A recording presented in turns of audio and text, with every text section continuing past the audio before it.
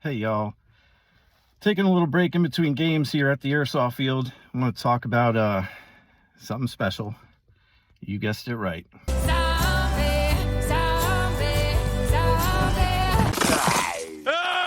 Zombies!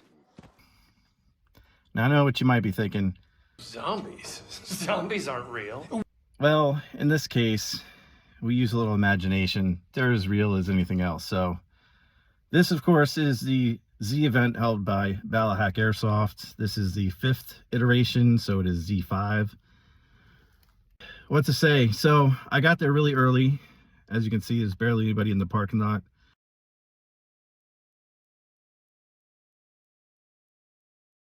Eventually, they opened up registration lines, and we got these really cool little wristbands. They've got a fully stocked store, and they've got a whole section for Novrich, which is kind of cool because I kind of thought if I ever wanted to get Novrich stuff, I was going to have to order it from overseas. So now I know. I'm sure there was other places you could get it too, but I hadn't seen any. So, yeah, I got there, registered, chrono, did all the good stuff. Met a bunch of people because you never know where you're going to be or what you're going to be doing when the zombie apocalypse happens. So here we got some pictures of some of the characters at the event. There are always characters in one way or another.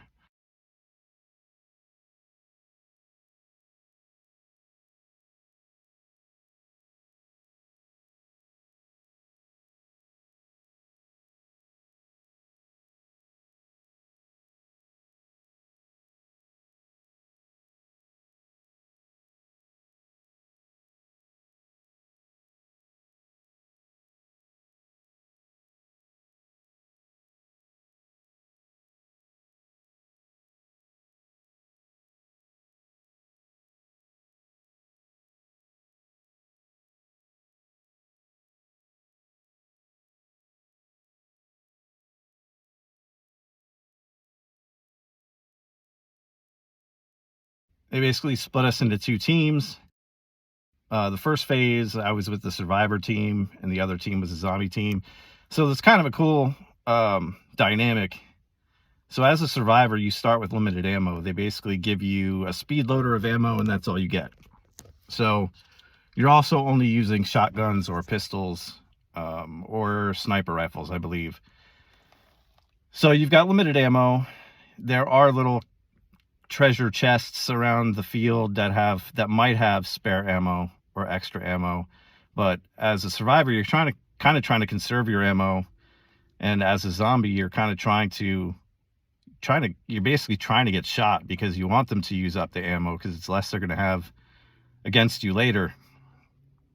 So one thing I didn't know, and you can't really tell, I'm sure a lot of you have probably watched Swamp Sniper videos of these events, so I'm not going to have any gameplay footage. You can always go to Swamp Sniper's channel and see plenty of game footage of all the different events they have. But one thing I was kind of surprised by is the field is much bigger than I thought it was. I kind of thought, based on all the gameplay footage I'd watched, that it was a decent size, but it's really a lot bigger than the video footage gives it credit for. I mean, they actually have little maps around the field at various points that are kind of like the mall directory, you are here, and kind of shows where everything is, which was very helpful because it's my first time there. But yeah, so you basically play the first phase, survivors versus zombies, and then second phase, the two groups switch, so everybody gets to play a zombie, everybody gets to play a survivor.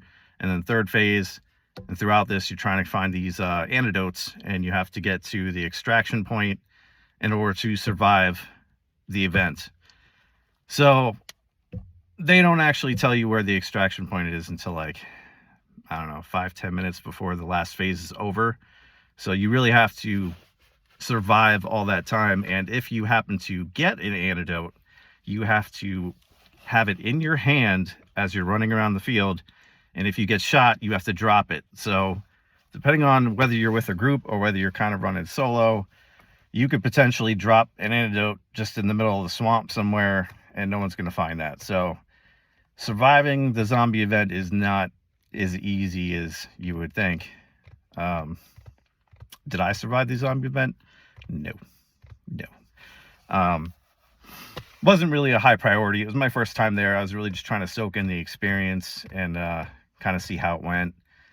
I got the hell shot out of me. So I could say I was a good zombie. Yeah, I had a lot of painful marks all over my body. It kind of looked like I had some kind of plague when I got home, and my wife saw it. She's like, "Why do you do this stuff?" I'm like, I don't know, it's fun. So after the event, you basically get your participation trophy in the form of the Z event patch. And should you be lucky enough to survive, you get a Z5 collector's coin, basically what it is.